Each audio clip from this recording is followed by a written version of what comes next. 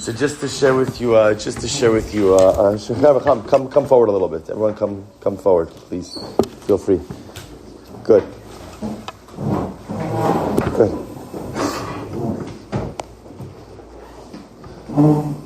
Excellent. Thank you, guys. Thank you. I appreciate it. It makes it a little bit easier on my voice. So again, Parshas Naso. I want to share with you something really interesting.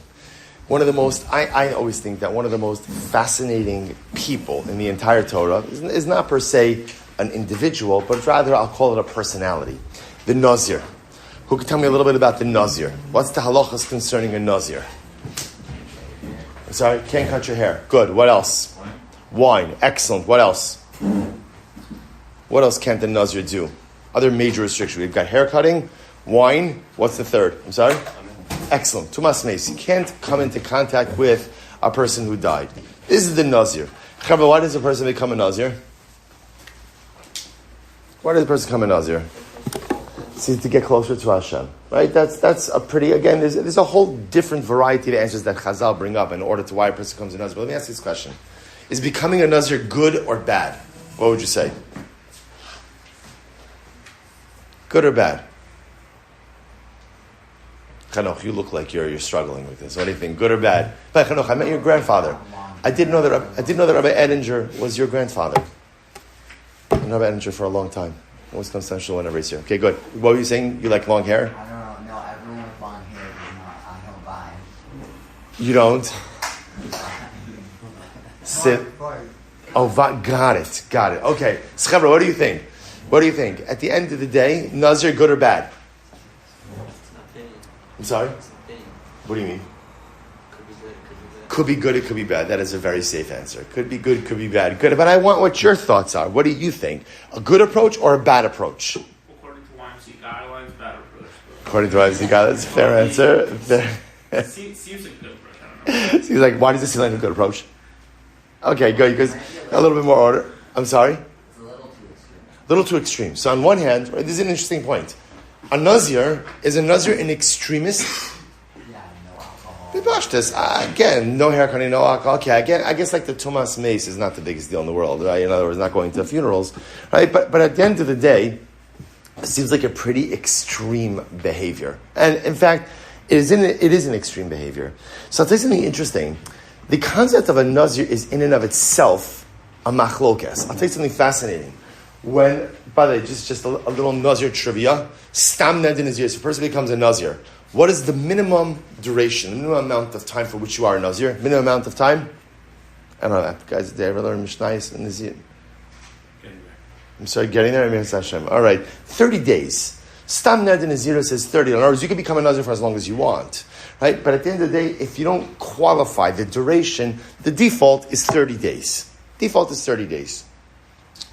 So the interesting part is that, and when that duration is over, the Nazir brings a couple of different karbanos. Amongst the karbanos he brings is a chatos.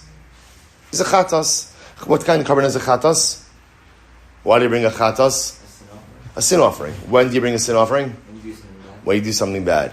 So it's interesting that a Nazir goes ahead and brings a chatos at the end of his neder nazirus. So this gives rise in the Gemara to a school of thought that says becoming a Nazir is bad. Hashem already prohibited a whole bunch of stuff to us, right? Hashem already told us that there's a number of things that we're not allowed to do. There's absolutely no need to add on anymore. So Kadosh Baruch Hu told us what we're allowed to do or not do. We're allowed to eat, not allowed to eat. The Nazir comes along and says, I want more. I want to prohibit wine. I want to prohibit hair cutting. I want to prohibit tumas meis. So there's a school of thought that says that this is sinful. This is sinful. Don't add on more restrictions than HaKadosh Baruch Hu has already added on. So let me ask you this question. So if that's true, that maybe this Nazir-like extremism is not good, and therefore a person ideally should stay away from it, so then why does the Torah provide for the concept of Nazirus? Right? Do you hear the question? If it's not good, obviously HaKadosh Baruch Hu is saying, bring a chatos, bring a sin offering at the end of it, so then why allow for it to begin with? What do you think? Why allow for something that perhaps HaKadosh Baruch Hu feels is not the ideal? Any thoughts about this? So I'll tell you something interesting. Guys, let me ask you, anyone here have any bad habits that they're looking to break? No one. Oh, okay, one. Right?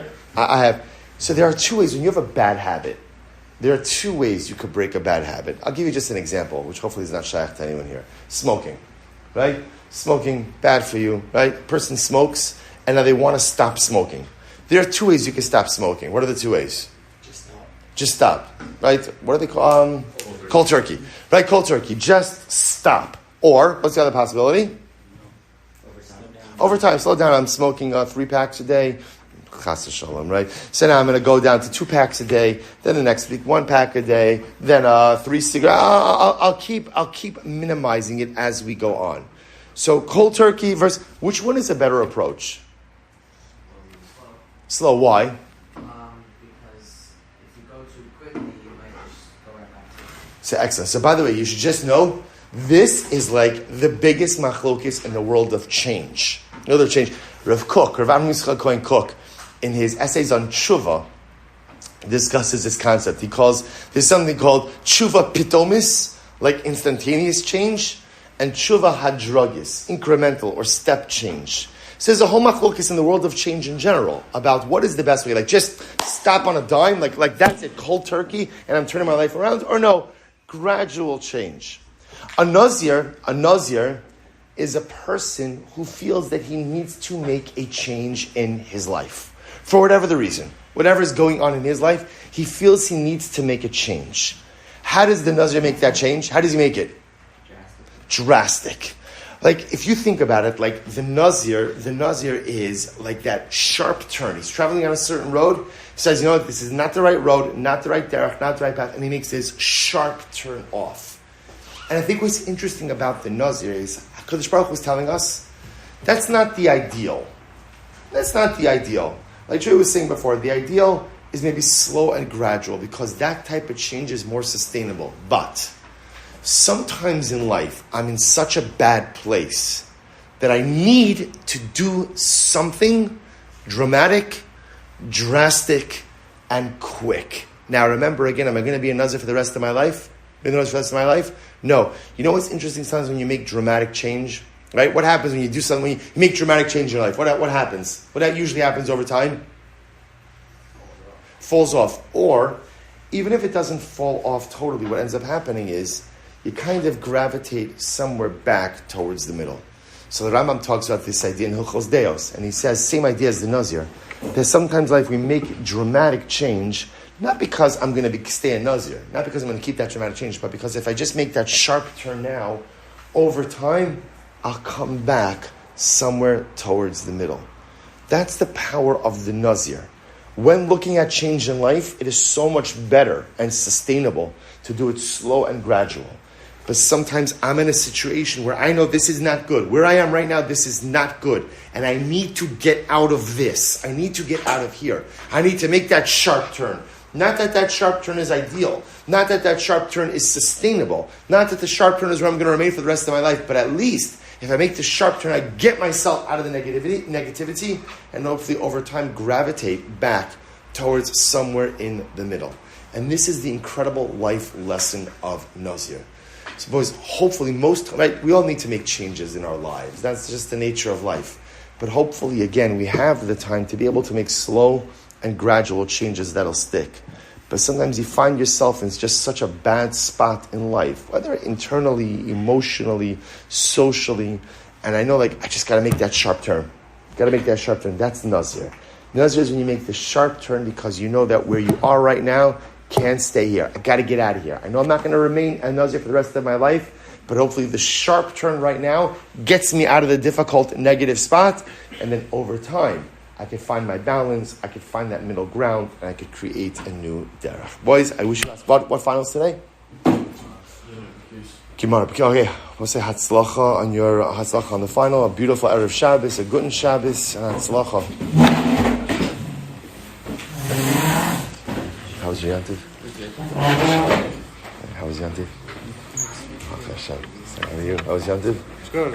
How was Yantiv? It was great. Yeah. Oh, Hashem. How was Yantiv? Good. Oh, Hashem. How was Yantiv? It was great.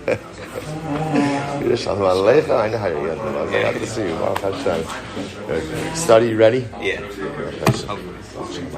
your answer? Good. How's your answer? Hashem. That's good. You should see. Shalom Aleichem. How was your answer?